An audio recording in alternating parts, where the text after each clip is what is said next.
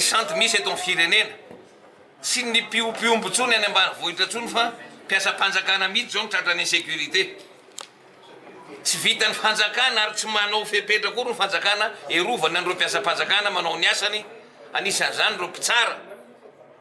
manao déferment gendarme manao arrestation ny fonja ny mpiasan'ny jirama mpiasan'ny trésor ny mpiasan'ny etra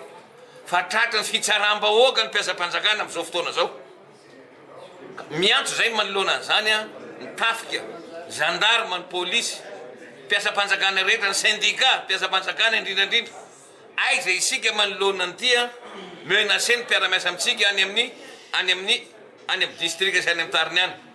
tsy misy fepetra raisy ny fanjakana ho fiarovana atsika fa varina amin'ny bizina fotsiny aty ambony aty ahiliky amin'ny resaka francophonie ny zava-doza mahazo ny mpiasa-panjakana any hoe mbola mikarakara francophonie zay zany zavatra tenenina hoe inona no andrasana ny fanjakana zay tsy maharo akoriny ny mpiasany ianareo zany raha mba mananjanako ao tokantranonareo rehefa tsy voaro ny vahoaka nao ny zanako ao tokantranonao inona maray aman-dreny anao zay ny tenenina hoe tsy tokony hitondra tsony a raha io gouvernement io fa tokony ametram-pialana ny teo aloha mantsy mbola nesorina fa tokony zareo mihitsy mahatsapa-tena am'zao tokony miala fa tsy vitandreo tsony tsy haindreo akory na ny andraikitra andreo fa ny andraikitra voalohany zany fanjakana zany ange de miaro ny olombelona sy ny fananany fa tsy ny olombelona sy ny fananany vahoaka tsony fa ny mpiasanao mpiasa-panjakana mihitsy a tsy voarinao fa votany maro antsetra mipoka taty farafangana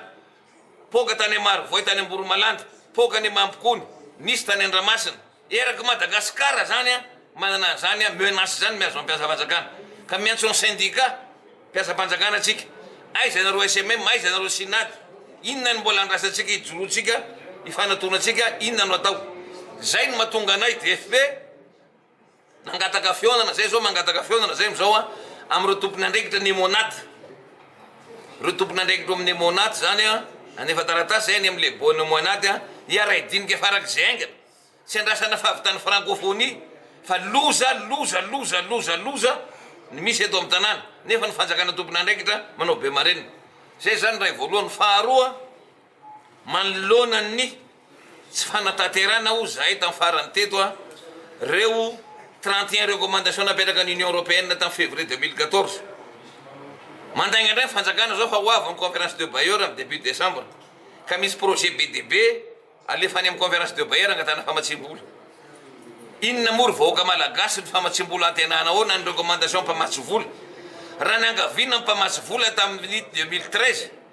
ameo vola naovana fifidianana de nanome kitsipora ao rehefa manao recommandation reo tsisy raha rainao na ray de androandray anao miverina misy projet ohatran'izao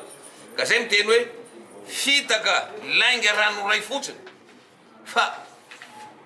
tsy misy vahaolanao tsisy zavatra azo antenana tsony am'ty fanjakana ty a ka zay mahatonga any am'tena andao ray araidinika de mbola tsy mitoy dega